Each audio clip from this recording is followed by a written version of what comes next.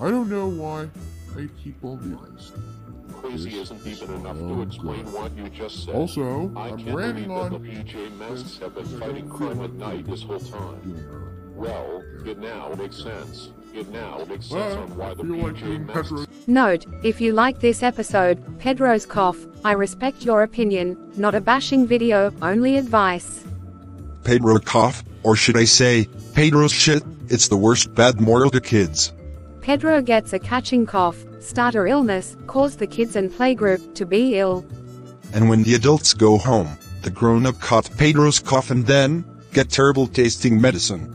They're not good, they're object head trend, so he needs to cover her mouth.